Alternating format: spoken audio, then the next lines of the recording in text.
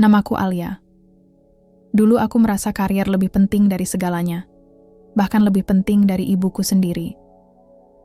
Aku sering membentaknya, mengabaikannya, bahkan pernah berkata, kalau aku menyesal terlahir dari rahimnya. Tapi aku lupa satu hal. Doa, seorang ibu mampu menembus langit dan murkanya, bisa mengundang azab dari Allah. Namaku Alia. Kalau sekarang kalian melihatku sebagai perempuan yang dulu bisa melangkah percaya diri di gedung bertingkat dan memakai heels mahal, mungkin kalian nggak akan nyangka aku lahir dari sebuah dapur reyot yang dindingnya bolong dan lantainya cuma tanah yang dipadatkan. Aku anak tunggal dari seorang ibu luar biasa yang tak pernah mengenal kata lelah. Namanya Wati, tapi semua orang di kampung biasa memanggilnya Bu Wati Gorengan. Bukan karena dia pemilik warung besar, tapi karena tiap pagi buta, jam 3 subuh, beliau udah bangun buat ngulek bumbu, motong tahu, dan goreng tempe buat dititipkan ke warung-warung dekat pasar.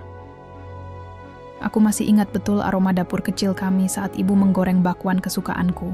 Bau bawang putih dan daun bawang yang digoreng itu kayak pelukannya sendiri, hangat, sederhana, dan ngangenin. Yah, ibu gorengin lebih banyak bakwan ya. Biar kamu bisa bawa bekal ke sekolah, katanya sambil nyapu keringat di kening dengan lengan, bajunya yang sudah dekil. Aku yang masih setengah ngantuk cuman bisa mengangguk dan tersenyum kecil. Aku tahu, gorengan itu bukan cuma makanan, itu adalah bentuk cinta ibu dalam bentuk paling nyata. Cinta yang bisa bikin perut kenyang dan hati tenang. Tapi waktu itu, aku terlalu kecil untuk mengerti arti pengorbanan. Setiap pagi, sebelum azan subuh, ibu sudah sibuk di dapur. Sementara, aku masih meringkuk di atas kasur tipis yang diletakkan langsung di lantai. Kadang aku bangun karena suara ibu yang batuk-batuk terkena asap minyak goreng. Kadang, karena suara ulekan cobek yang dihantam keras-keras. Karena batu itu satu-satunya alat tempur ibu untuk bertahan hidup. Ibu nggak pernah sekolah tinggi, baca tulis aja baru bisa pas aku udah kelas 4 SD. Itu pun karena aku yang ngajarin pelan-pelan, malam-malam, di bawah cahaya lampu minyak tanah. Tapi jangan salah, meski ibu nggak ngerti soal perbankan, teknologi, atau perekonomian dunia, dia ngerti satu hal yang jauh lebih penting, cara mencintai dengan tulus dan tanpa syarat. Dia bisa mengorbankan makan siangnya cuma supaya aku bisa beli buku latihan matematika. Dia bisa rela kehujanan antar gorengan pakai sepeda tua, supaya aku nggak perlu minta tolong ke teman buat bayar SPP. Yang penting Alia jadi orang pinter. Ibu nggak apa-apa capek, asal kamu bisa sekolah tinggi. Aku mendengar kalimat itu berulang kali. Awalnya kupikir ibu cuma ngomong gitu karena dia memang ingin aku sukses. Tapi sekarang aku sadar, itu doa. Doa yang mungkin lebih kuat dari 1000 ceramah motivator. Waktu SD, aku bangga punya ibu seperti Bu Wati. Teman-teman sering datang ke rumah dan makan gorengan gratis. Mereka suka sama ibuku karena ramah dan murah senyum. Tapi saat SMP, mulai ada bisik-bisik. Ibunya Alia jualan gorengan ya? Hihi, makanya bajunya selalu bau minyak. Itu pertama kalinya aku merasa malu. Entah kenapa, aku mulai menutup-nutupi siapa ibuku. Aku jadi enggan mengajak teman main ke rumah. Aku bahkan mulai menyimpan foto keluarga di laci agar tak terlihat. Tapi, ibu tetap sama. Tetap bangun jam 3 pagi. Tetap menggoreng dengan cinta. Tetap menyambutku dengan senyum meski tubuhnya letih. Ia nggak pernah marah walau aku mulai berubah. Waktu SMA, aku diterima di sekolah favorit. Ibu sampai jual satu-satunya gelang emas warisan nenek demi beli sepatu dan seragamku. Nggak apa-apa. Perhiasan ibu bisa dicari lagi. Tapi masa depan kamu cuma satu, katanya sambil tersenyum. Aku nangis waktu itu. Tapi entah kenapa, air mata itu bukan karena haru. Lebih ke bersalah. Karena dalam hati, aku tahu aku mulai menjauh. Aku ingin lepas dari kampung. Aku ingin hidup yang lebih layak. Aku ingin sukses. Dan dalam diam, aku mulai menargetkan satu hal. Kuliah di kota, punya pekerjaan bagus, rumah sendiri, mobil sendiri, hidup mandiri, dan jauh dari masa lalu. Aku nggak sadar, keinginan itu pelan-pelan membuatku jadi orang yang lupa diri, yang menganggap masa lalu sebagai beban, dan ibuku sebagai bagian dari masa lalu itu. Tapi semua itu belum terjadi di bab ini. Saat itu, aku masih anak SMA dengan semangat tinggi, dan ibu masih ibu, perempuan paling kuat yang pernah aku kenal. Saat aku terpilih jadi siswi teladan sekabupaten, beliau datang ke sekolah dengan dasar batik dan sandal jepit. Teman-temanku bisik-bisik, tapi ibu malah tersenyum dan memelukku erat. "Kamu hebat, Nak. Ibu bangga banget." Aku cuma angguk pelan. Di depan semua orang, aku pura-pura senang. Tapi dalam hati, ada perasaan aneh. Semacam risih, malu. Ya Allah, bahkan mengingatnya sekarang, saja aku ingin memaki diriku sendiri yang dulu. Tapi waktu itu, aku masih buta. Dan kisah ini baru saja dimulai. Aku pernah jadi anak yang merasa ibunya bukan bagian dari masa depan. Dan saat Allah membuktikan betapa salahnya aku, semua sudah terlambat. Alia.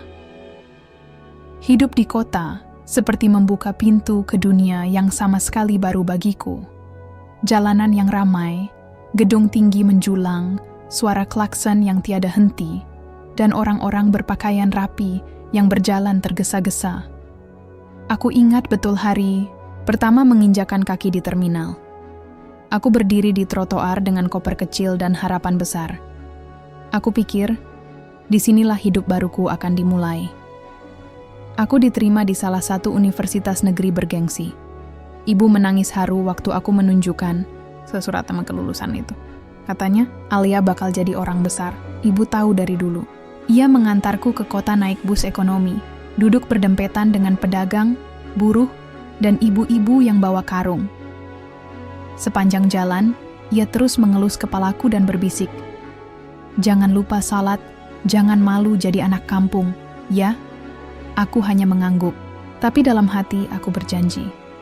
Aku nggak akan jadi anak kampung lagi. Aku akan jadi seperti orang-orang kota yang aku lihat di TV. Bersih, rapi, percaya diri. Nggak bau minyak, nggak dekil, dan nggak seperti ibu. Tahun pertama kuliah, aku masih sering teleponan sama ibu. Kami ngobrol panjang, dan aku selalu menangis di akhir panggilan karena kangen suara lembutnya. Tapi lama-kelamaan, telepon dari ibu terasa seperti gangguan. Kadang beliau menelepon saat aku lagi rapat organisasi, atau pas nongkrong bareng teman. "Alia, kamu udah makan? Uangnya cukup nggak, Nak? Ibu kirim lagi minggu depan ya." Pertanyaan itu seharusnya menghangatkan hati, tapi saat itu, entah kenapa malah bikin aku kesal. "Aku kan udah besar, Bu. Nggak usah terlalu khawatir," jawabku ketus suatu hari. Ibu terdiam. Lalu dengan suara pelan, ia hanya berkata, "Maaf, ibu cuma kangen." Dan aku menutup telepon dengan napas berat. Bukan karena marah, tapi karena mulai ada jarak di antara kami, jarak yang sebenarnya aku yang buat sendiri. Di kampus, aku mulai bergaul dengan teman-teman dari keluarga mapan. Mereka naik mobil ke kampus, pakai parfum mahal, dan ngobrolin liburan ke luar negeri.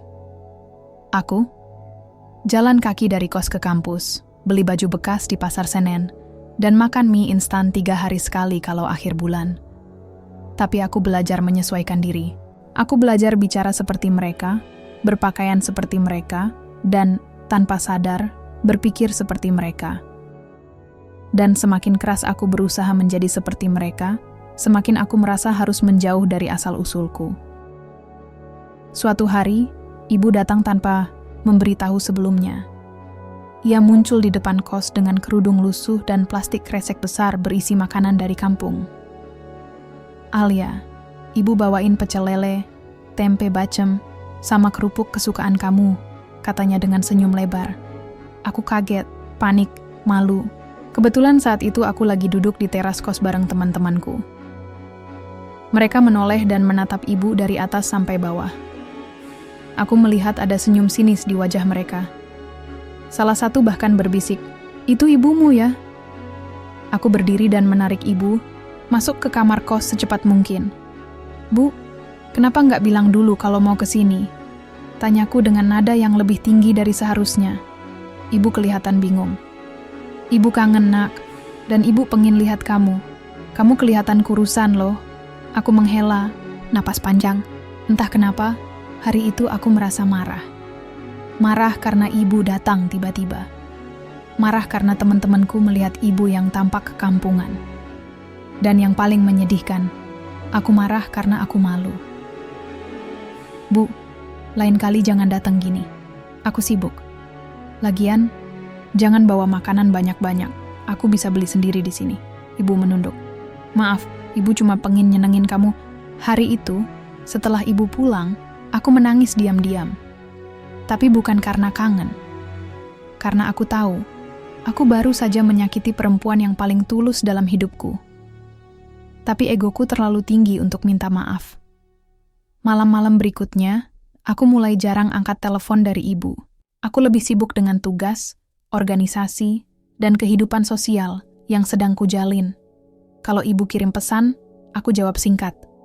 Kalau beliau telepon, aku bilang, "Lagi rapat, Bu." Tiap bulan, ibu tetap kirim uang, walau aku tahu pasti beliau harus kerja lebih keras untuk itu. Tapi aku tak pernah tanya kabar beliau.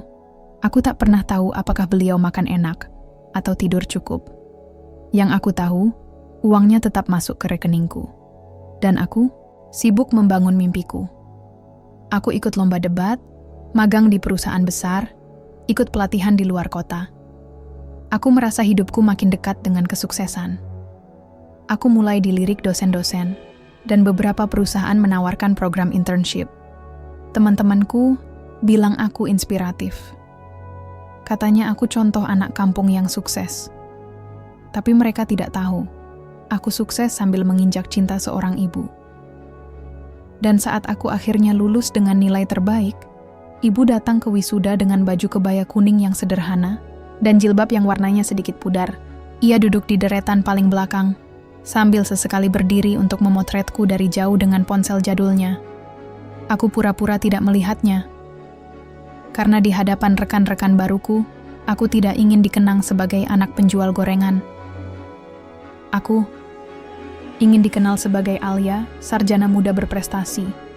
Bukan Alia, anak buwati dari kampung sebelah sawah. Dan hari itu, untuk pertama kalinya dalam hidupku, aku benar-benar menjadi asing bagi ibuku sendiri.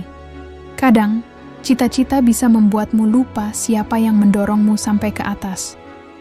Dan saat kamu sadar, kamu sudah terlalu jauh untuk kembali. Lulus kuliah dengan predikat cum laude itu semacam paspor emas. Aku dapat tawaran kerja bahkan sebelum ijazah keluar. Perusahaan multinasional yang kantornya di gedung tinggi ber-AC, dengan orang-orang berdasi dan berpakaian elegan. Persis seperti impian masa kecilku yang duduk di pojok dapur sambil makan gorengan ibu. Hari pertama kerja, aku datang lebih awal, pakai blazer hitam, sepatu hak tinggi, dan rambut yang ditata rapi. Semua orang menyapaku dengan senyum profesional. Aku merasa berada di tempat yang tepat. Di hari itu juga, aku langsung posting story. First day at the office, lengkap dengan latar pemandangan kota dari lantai 20. Banyak teman kampus yang komentar, "Gila, lu keren banget, Li." Atau, "Gak nyangka anak gorengan bisa sampai sini." Aku tertawa membaca itu. Tapi di dalam hati, entah kenapa terasa hampa. Ibu tidak punya Instagram. Bahkan HP-nya cuma bisa nelpon dan SMS. Tapi aku juga nggak ngasih tahu kabar soal kerjaanku. Aku pikir, untuk apa? Pasti beliau juga nggak akan mengerti. Dunia kami sudah terlalu berbeda. Tiap bulan gajianku naik sedikit-sedikit. Aku mulai bisa beli baju branded diskonan, makan di restoran lucu, sampai sewa apartemen kecil, supaya nggak perlu ngekos sempit lagi. Lingkungan baru, hidup baru, lebih tenang, lebih nyaman. Tapi juga makin sepi. Sampai suatu malam, aku sedang duduk di balkon, apartemen dengan kopi instan dan HP-ku bunyi. Ibu aku hampir tidak mengenali nada deringnya, karena sudah lama tak kudengar. Rasanya seperti suara dari masa lalu. Tangan ini sempat ragu. Kuletakkan gelas, tapi tidak langsung kujawab. Dan seperti biasa, kalau aku tidak angkat, ibu akan kirim SMS. Alia sehat nak, ibu kangen. Ibu lihat kamu di TV barusan. Katanya kerja di perusahaan besar ya? Alhamdulillah. TV? Oh, mungkin ibu nonton acara lokal yang meliput kantor tempatku kerja pas acara CSR minggu lalu. Entah bagaimana, wajahku terekam sedang bagi-bagi sembako ke warga. Aku hanya menatap layar, tak tahu harus senang atau sedih. Keesokan harinya, aku mendapat email undangan dari HR untuk ikut seleksi promosi. Posisi supervisor di departemenku sedang kosong. Banyak saingan, tapi aku optimis.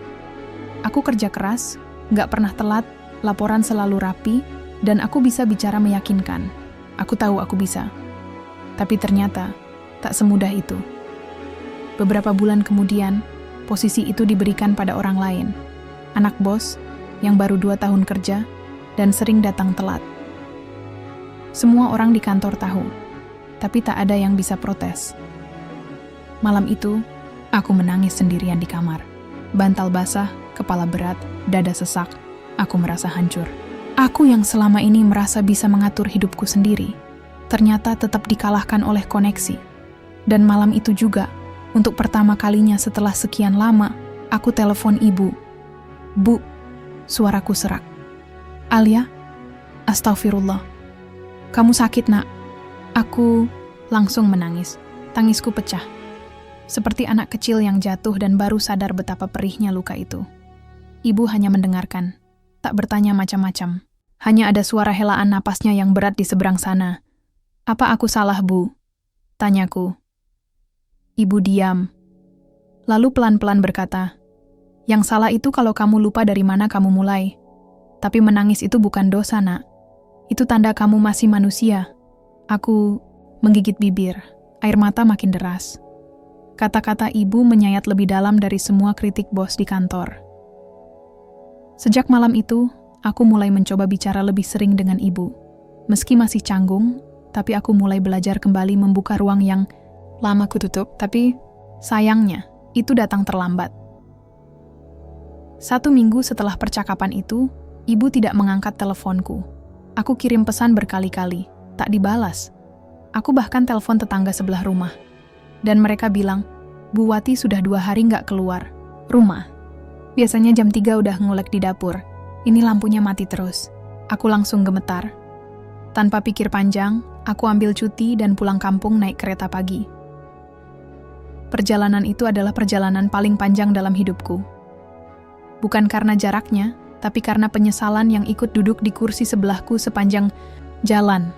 Sesampainya di rumah, aku mendapati ibu terbaring lemah di tempat tidur. Matanya sayu, tubuhnya kurus. Tetangga bilang, beliau pingsan 2 hari lalu dan tidak mau ke dokter. Kata mereka, Bu Wati cuma mau ketemu Alia. Aku duduk di samping ranjang, menggenggam tangannya yang dingin dan kasar. Bu, ini Alia. Pelan, matanya terbuka, pandangannya samar, tapi ia tersenyum. Senyum yang sudah lama tak kulihat dari dekat. Anakku, pulang juga ya. Air mataku jatuh deras. Maafkan aku, Bu. Ibu mengelus kepalaku. Ibu tahu kamu sibuk. Ibu gak pernah marah. Ibu cuma kangen. Aku memeluknya erat, seakan tak mau melepaskan. Tapi aku tahu, Allah sedang menegurku dengan cara paling lembut sekaligus paling menampar. Dan detik itu, tangga kesuksesan yang kupanjat selama ini terasa sangat tinggi, tapi tak berarti. Tangga yang terlalu tinggi seringkali membuat kita lupa melihat ke bawah. Dan saat kita jatuh, barulah kita sadar siapa yang selama ini menopangnya dari bawah. Aku masih duduk di samping ranjang, menggenggam tangan ibu yang mulai dingin. Rumah kami yang dulu ramai dengan suara wajan beradu dengan spatula, kini sunyi. Hanya suara detak jam dinding dan napas ibu yang berat, satu-satu, seperti sedang dihitung oleh waktu. Ibu, jangan tidur. Dulu ya, Alia udah pulang, Bu. Udah di sini, ucapku, mencoba tegar, tapi suaraku bergetar.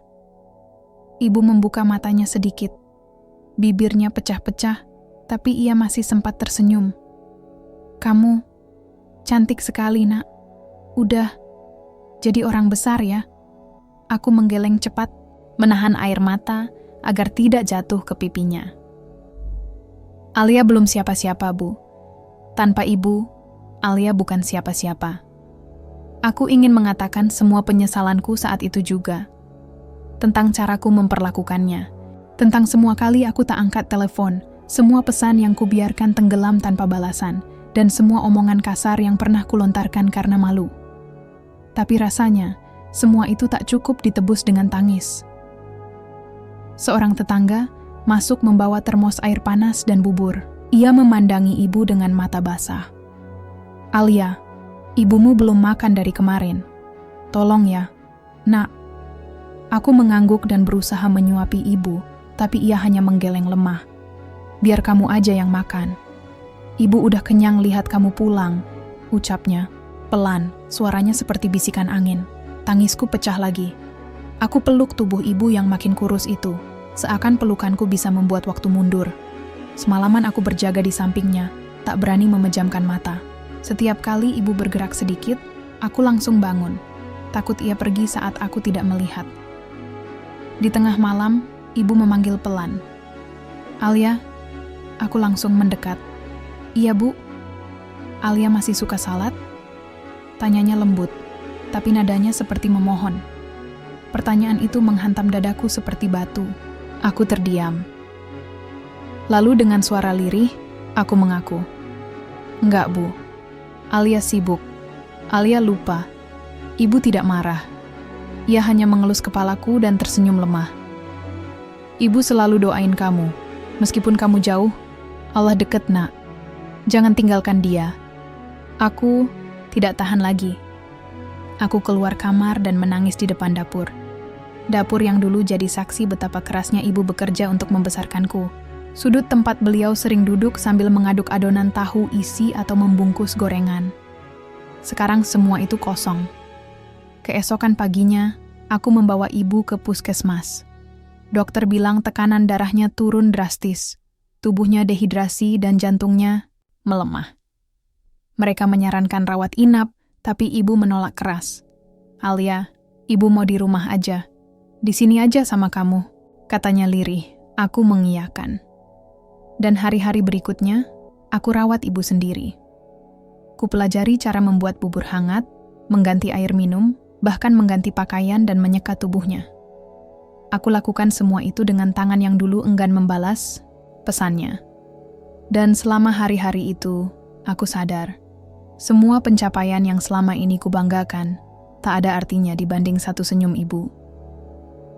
Saat duduk di samping ranjang, aku sering membuka album foto lama. Ada foto kecilku digendong ibu waktu aku pakai toga TK.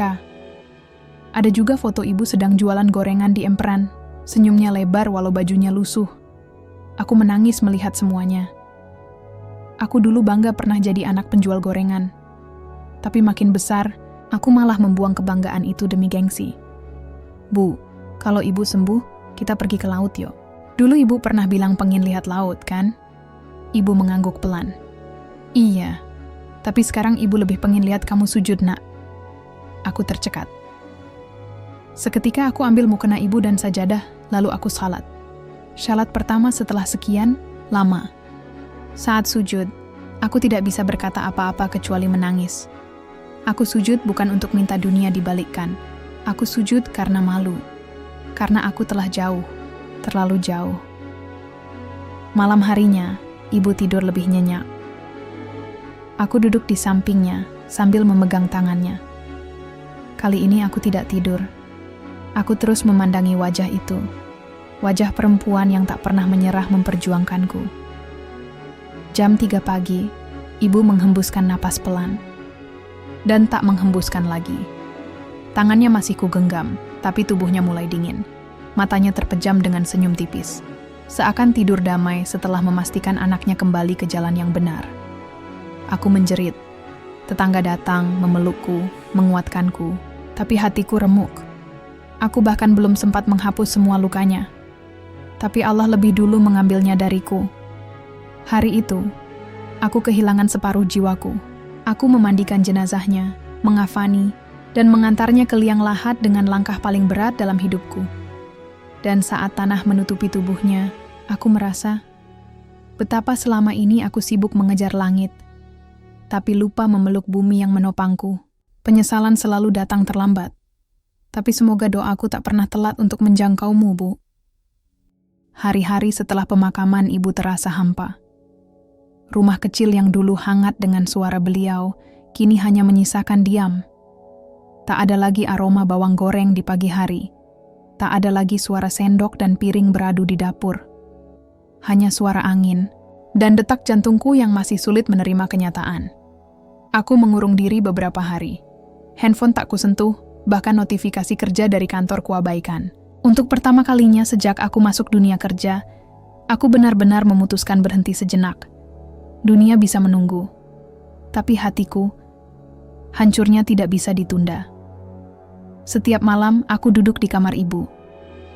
Kamar sederhana dengan rak kayu berisi Al-Quran dan buku-buku doa.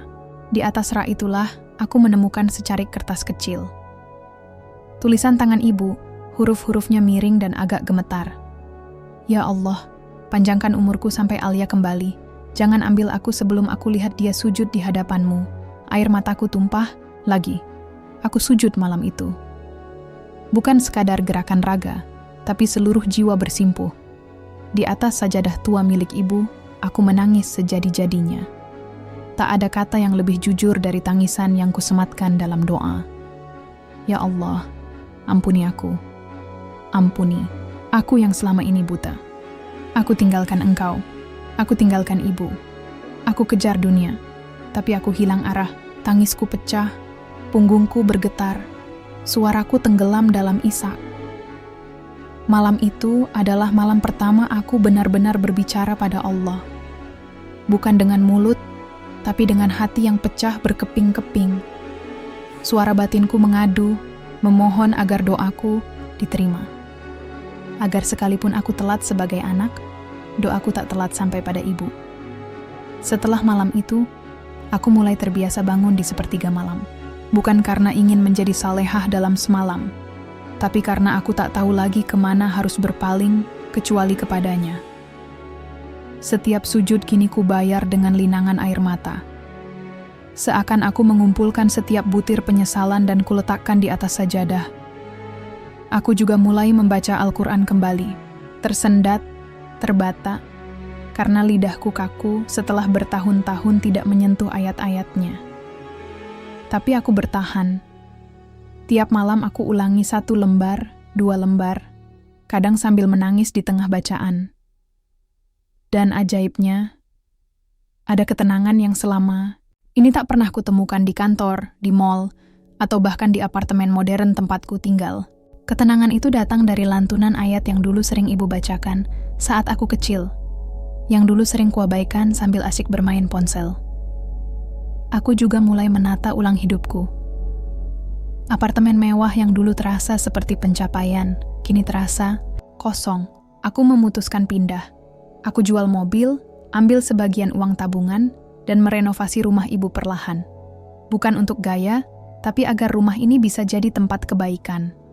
Aku buat 1 ruang kecil untuk mengajar anak-anak mengaji. Mulai dari tetangga sekitar. Aku belum sepenuhnya layak jadi guru. Tapi aku tahu, aku ingin menebus semua lalai yang pernah aku perbuat. Setiap anak yang datang, aku lihat wajahku di sana. Wajah kecil yang haus kasih sayang, tapi mudah diseret dunia yang palsu. Dan di antara semua anak itu, ada 1 anak perempuan bernama Rani. Usianya 8 tahun, dan setiap kali ia selesai mengaji, ia selalu berkata, "Aku sayang ibu." Kalimat sederhana itu menusukku setiap kali ku dengar. Aku sadar, aku bisa membangun karier setinggi langit, tapi jika fondasinya adalah durhaka, maka seluruh bangunan itu rapuh. Aku bisa tersenyum di foto, tapi di dalam hati, aku tahu, aku sedang ditampar oleh takdir yang dibuat oleh pilihanku sendiri. Satu malam, aku bermimpi bertemu ibu. Beliau duduk di serambi rumah, memakai mukena putih, wajahnya bercahaya. Aku datang menghampiri dan menangis. "Bu, Alia terlambat ya?" Tanyaku dalam mimpi itu, Ibu hanya tersenyum. Tidak ada kata terlambat untuk kembali pulang, Nak. Aku terbangun dengan air mata basah membasahi pipi. Dan untuk pertama kalinya sejak kepergian ibu, aku merasa mungkin doaku benar-benar sampai padanya. Tak ada tempat pulang yang lebih lapang dari sujud, dan tak ada yang lebih indah dari doa seorang ibu yang tak pernah putus meski anaknya lupa arah. Sudah hampir 3 bulan sejak ibu pergi. Aku mulai bangkit, perlahan tapi pasti. Rumah peninggalan beliau kini jadi tempat belajar mengaji untuk anak-anak sekitar. Aku mengajar setiap sore, dan malamnya aku lanjut membaca Al-Quran, mencoba menambal bolong-bolong hidupku yang dulu hampa ibadah. Kupikir setelah kehilangan ibu, takkan ada luka yang lebih besar. Tapi ternyata, hidup masih punya caranya sendiri untuk menguji. Dan kali ini, ujiannya datang tanpa aba-aba. Hari itu, aku menerima panggilan telepon dari kantor.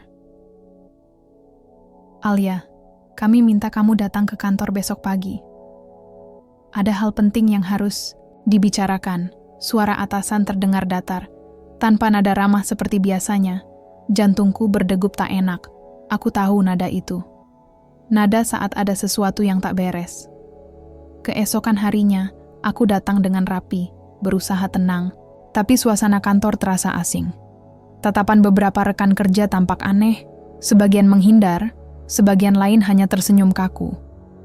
Sesampainya di ruang manajer, aku langsung disodori selembar dokumen. "Alia, kami harus melakukan evaluasi mendalam atas proyek yang kamu tangani sebelum cuti. Ada selisih dana yang cukup besar. Dan sayangnya, kamu yang terakhir tanda tangan sebelum dana itu cair. Dunia seperti berhenti berputar sesaat. Apa maksudnya? Saya nggak pernah ambil uang sepeser pun dari perusahaan." Suaraku meninggi. "Kami nggak bilang kamu yang ambil, tapi kamu harus bisa membuktikan kamu nggak terlibat." Tubuhku mendadak dingin. Aku tahu dunia kerja bisa kejam, tapi aku tak menyangka akan jadi korban. Apalagi setelah semua usahaku memperbaiki diri, aku pikir hidup akan sedikit lunak padaku. "Ada yang sengaja menjebak saya?" Tanyaku lagi, nyaris berbisik.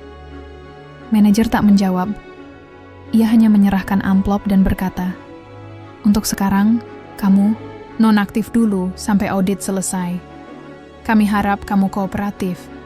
Aku keluar dari kantor dengan langkah gontai. Dunia serasa runtuh. Reputasi yang kubangun selama bertahun-tahun hancur dalam sekejap. Lebih dari itu, aku merasa tak punya tempat berlindung. Dulu, kalau aku kena masalah, aku bisa telepon ibu. Sekadar dengar suaranya, rasanya semua beban jadi ringan. Tapi kini, tak ada lagi suara itu. Tak ada lagi doanya. Tak ada lagi pangkuan yang bisa jadi tempat pulang. Sesampainya di rumah, aku menangis sejadi-jadinya. Tangis yang berbeda dari saat ibu wafat. Kali ini tangis penuh kemarahan. Kenapa harus aku?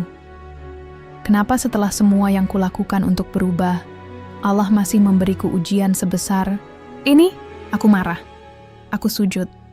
Tapi kali ini bukan dalam damai. Aku sujud sambil menggedor sajadah, menahan isak.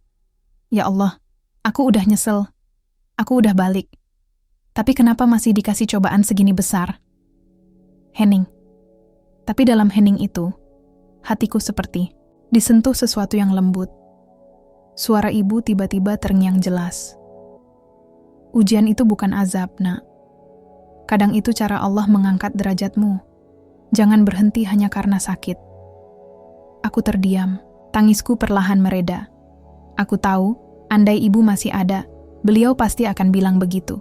Beliau pasti akan bilang, jangan berhenti sujud hanya karena hidupmu diuji.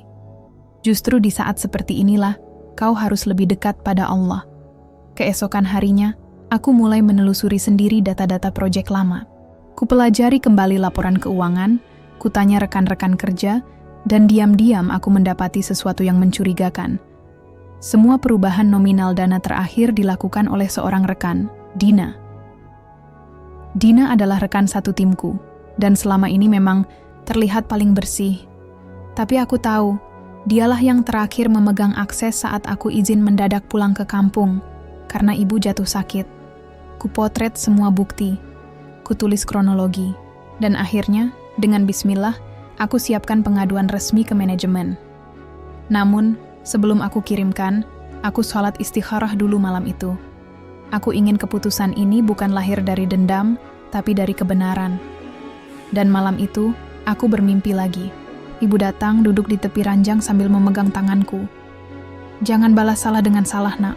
Tapi jangan pula diam jika kebenaran diinjak. Aku terbangun dengan hati mantap. Besoknya, aku kirimkan semua bukti pada manajemen. Tak lama, manajemen mengonfirmasi bahwa mereka akan melakukan investigasi ulang. Dan aku diminta bersabar sampai proses selesai. Aku mengangguk. Aku akan sabar. Aku akan kuat. Bukan demi dunia, tapi demi menjaga kehormatan yang dulu sudah terlalu sering kusia-siakan. Hidup tak berhenti di satu kesalahan, tapi kadang Allah uji dengan sakit agar kita benar-benar tahu rasanya sembuh dari dosa. Hari demi hari berlalu dan penyelidikan kantor masih berjalan. Aku tetap di rumah, mengajar anak-anak seperti biasa, mencoba terlihat kuat di depan mereka, meski sesungguhnya hatiku sudah hampir remuk. Satu malam, setelah selesai mengajar, aku duduk sendiri di dapur. Dapur ini dulu tempat ibu menggoreng ratusan tempe setiap pagi. Sekarang hanya ada aku, secangkir teh pahit, dan pikiran-pikiran yang semakin membuatku lelah. Aku membuka handphone, dan saat itu masuk pesan dari nomor tak dikenal. Hati-hati. Orang yang kamu percaya, dialah yang menusukmu dari belakang. Aku tercekat. Jantungku berdebar tak karuan. Aku tahu betul maksudnya siapa. Dina, esoknya aku memberanikan diri menghubungi salah satu teman kerja lama yang dulunya cukup dekat denganku. Namanya Rio. Alia, maaf aku baru hubungi kamu. Aku tahu kamu dalam masalah. Tapi jujur aja, aku takut bersuara. Nggak apa-apa, Rio. Sekarang kamu mau bicara, itu aja udah cukup. Dan dari Rio lah aku tahu fakta yang benar-benar membuat langit rasanya runtuh di atas kepalaku. Dina tidak hanya memalsukan laporan dan menyalahgunakan akses. Tapi, dia juga menyebarkan cerita ke kantor bahwa aku selama ini hidup mewah dari uang perusahaan.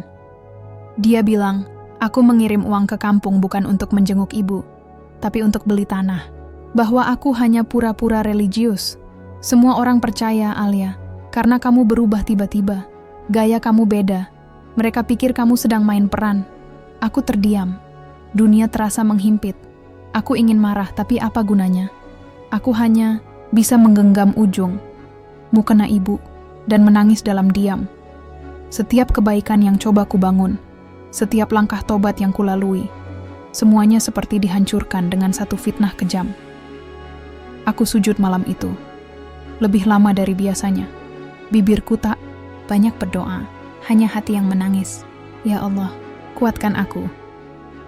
Kalau ini balasan dari masa laluku yang penuh dosa, aku terima. Tapi tolong, jangan biarkan nama ibu ikut tercoreng karena anaknya. Malam itu juga aku tulis surat terbuka, bukan untuk kantor, tapi untuk diriku sendiri. Sebuah surat yang kubagikan lewat media sosial. Isinya sederhana. Aku bukan orang baik, tapi aku sedang belajar jadi lebih baik. Dulu aku anak yang durhaka. Aku malu pada ibuku sendiri. Tapi saat beliau pergi, aku sadar, tak ada satupun sukses yang pantas dibanggakan jika aku sampai menyakitinya.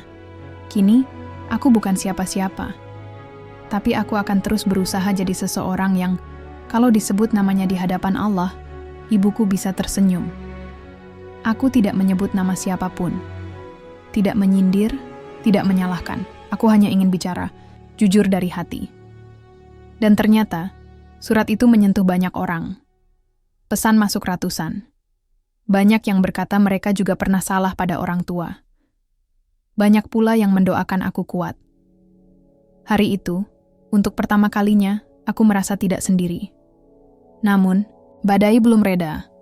3 hari setelah surat itu viral, aku mendapat surat panggilan dari kantor.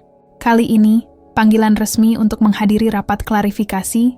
Jantungku berdegup. Ini mungkin penentu masa depanku. Aku sholat duha lebih panjang pagi itu. Lalu kubawa foto ibu kecil dalam tasku, bukan untuk dipamerkan, tapi untuk jadi penguat. Sesampainya di kantor, suasana hening. Semua orang memperhatikanku. Tapi kali ini, aku tak lagi menunduk. Aku tatap mereka satu-satu dengan tenang. Aku tidak perlu marah. Aku tahu siapa diriku sekarang. Di ruang rapat, manajemen sudah berkumpul. Dan yang mengejutkan, Dina juga ada di sana. Wajahnya datar, tapi aku bisa lihat kerisauan di matanya. Alia, setelah audit mendalam dan bukti-bukti yang kamu berikan, serta kesaksian dari beberapa rekan kerja, kami simpulkan bahwa kamu tidak terlibat dalam penyalahgunaan dana, ucap manajer HRD. Aku menghela napas lega. Tapi kami juga harus menyampaikan bahwa nama baik perusahaan sempat tercoreng akibat kabar-kabar tidak benar yang tersebar, dan sumber kabar tersebut berasal dari internal.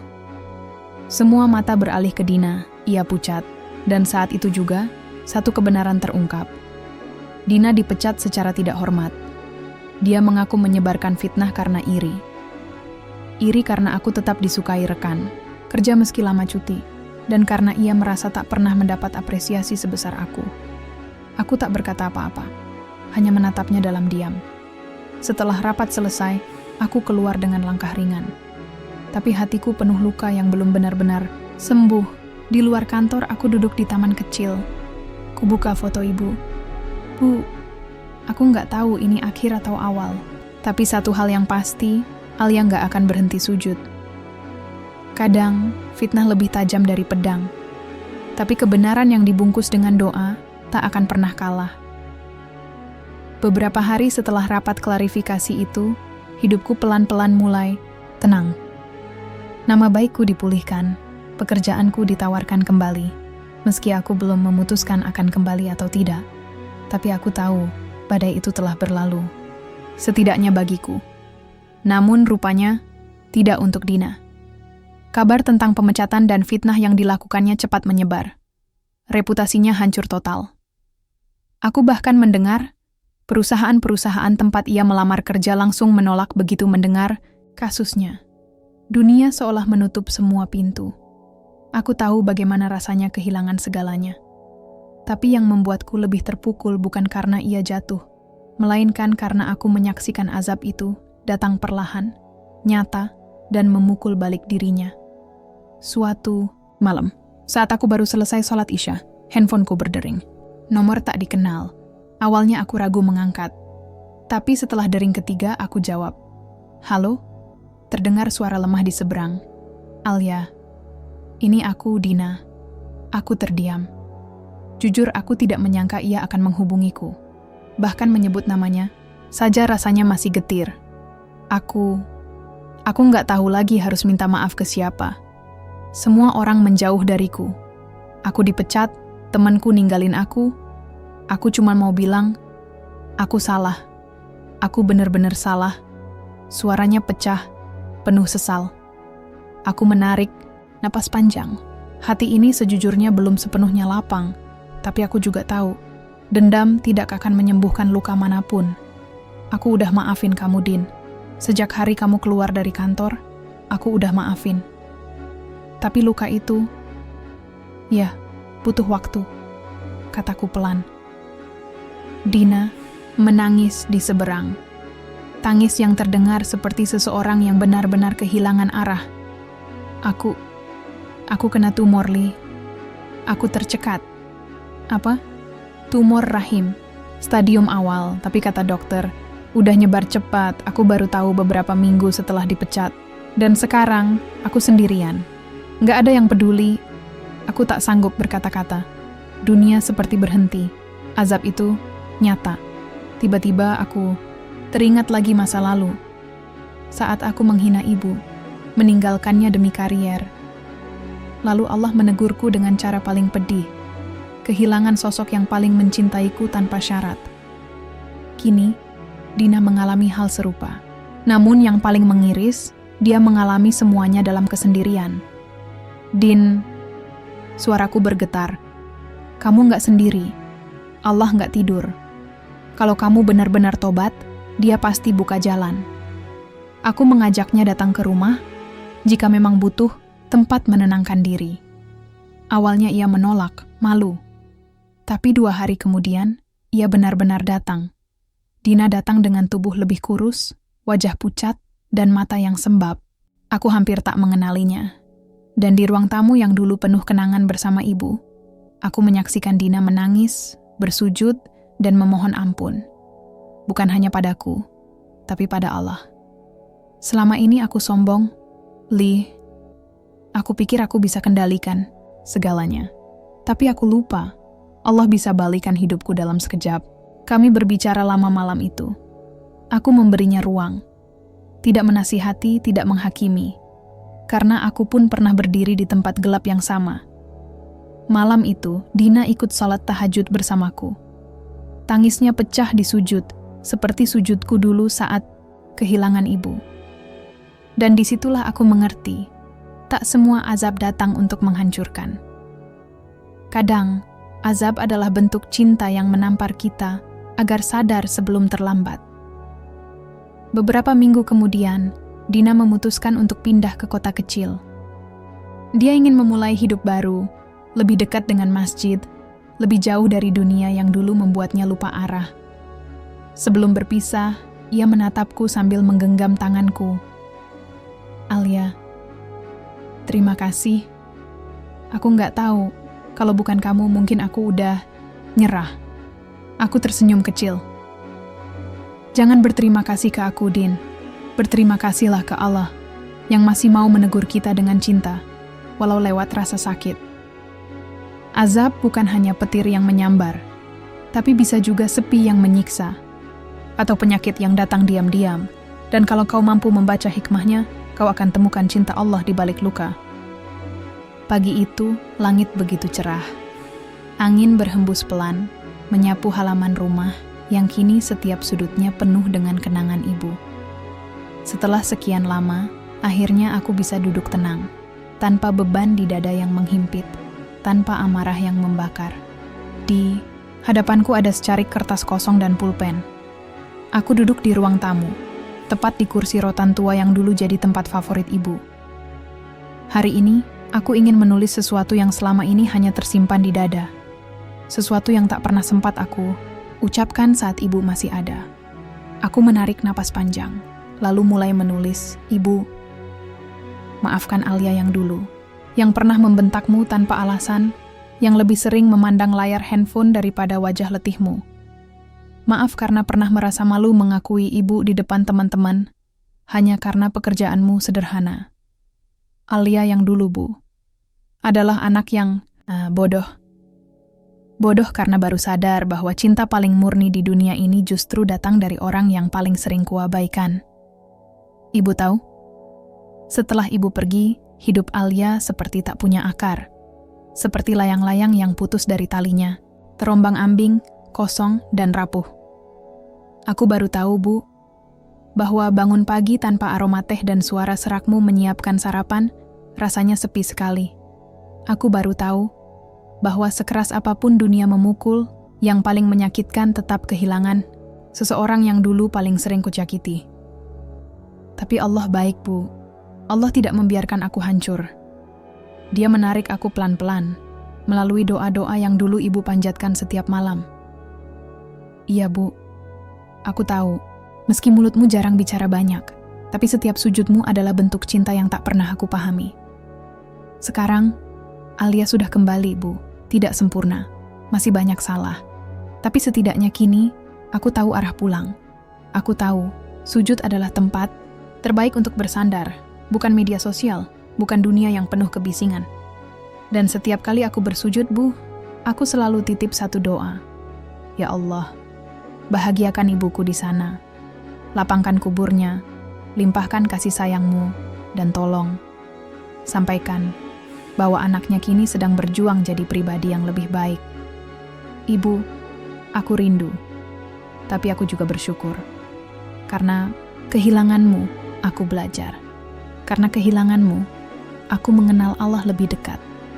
Dan karena kehilanganmu, aku menemukan diriku yang selama ini hilang. Terima kasih, Bu. Terima kasih sudah mencintaiku. Bahkan di saat aku belum bisa mencintaimu dengan benar. Aku janji, Bu. Aku akan terus jadi anak yang ibu banggakan. Bukan lewat harta, bukan lewat gelar, tapi lewat doa.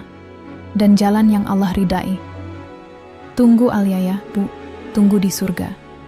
Semoga suatu hari nanti kita bisa duduk bersama lagi, tanpa air mata, tanpa penyesalan, hanya peluk dan maaf yang tak bersyarat. Amin. Salam rindu Alia. Aku menaruh surat itu di kotak kayu kecil di atas meja ibu. Lalu aku duduk diam, memejamkan mata. Angin kembali berhembus lembut. Entah kenapa, aku merasa ibu mendengarnya. Dan untuk pertama kalinya sejak kepergian ibu, hatiku benar-benar damai. Kata maaf yang tidak pernah terucap semasa hidup bisa menjadi doa paling tulus jika lahir dari hati yang telah disucikan oleh tobat. 1 tahun telah berlalu sejak hari itu, sejak aku benar-benar menyadari bahwa hidup bukan tentang pencapaian semata, bukan tentang siapa yang paling cepat sampai garis akhir, tapi tentang bagaimana cara kita berjalan dan dengan siapa kita berjalan. Dan aku memilih untuk berjalan bersama Allah. Banyak hal yang berubah. Aku tidak kembali ke kantor pusat. Aku menolak tawaran itu dengan tenang, meski gajinya jauh lebih besar. Sebagai gantinya, aku membuka kelas mengaji dan pengembangan karakter anak di rumah peninggalan ibu. Ruang tamu jadi tempat mengaji. Dapur jadi tempat anak-anak belajar masak dan berbagi. Dan halaman belakang, sekarang penuh tanaman sayur hasil tangan-tangan mungil mereka. Aku juga mulai aktif menulis. Bukan buku bestseller, bukan novel cinta. Tapi catatan hati, tentang penyesalan, tentang doa, tentang cinta yang sebenarnya. Catatan dari seorang anak perempuan yang dulu durhaka, tapi kini sedang berjuang di jalan pulang. Banyak orang datang padaku, bukan karena aku hebat, tapi karena mereka merasa aku pernah berdiri di tempat yang sama, gelap, penuh luka, dan tak tahu arah. Alia, aku pernah maki ibuku waktu dia sakit. Sekarang aku nyesel banget. Aku juga pernah merasa malu punya orang tua sederhana. Aku egois banget. Setiap cerita yang mereka bagi membuatku merasa bahwa aku tidak sendirian. Bahwa luka itu bukan hanya milikku. Dan setiap kali mereka meneteskan air mata, aku hanya memeluk dan berkata, selama kita masih hidup, masih ada waktu untuk pulang. Dina pun kini hidup lebih tenang. Meski belum sepenuhnya sembuh, ia jauh lebih kuat dan ikhlas. Ia tinggal di kota kecil, jadi relawan mengajar anak-anak jalanan. Kadang kami masih saling berkabar. Ia pernah berkata, Alia, kalau kamu nggak rangkul aku waktu itu, mungkin aku nggak akan kenal Tuhan seakrab sekarang. Dan setiap mendengar kalimat itu, aku hanya diam. Karena sesungguhnya, bukan aku yang merangkul Dina, tapi Allah yang merangkul kami berdua saat kami sudah terlalu jauh dan hampir tenggelam. Suatu sore, aku duduk sendiri di beranda rumah, ditemani secangkir teh dan suara adzan maghrib yang menggema dari surau kecil dekat gang. Langit berwarna oranye keemasan, seperti peluk hangat dari langit. Aku menatap langit, tersenyum. Bu, Alia sudah pulang. Kita semua pernah tersesat, tapi Allah selalu membuka jalan pulang. Jalan itu bernama tobat, dan kunci gerbangnya adalah doa seorang ibu.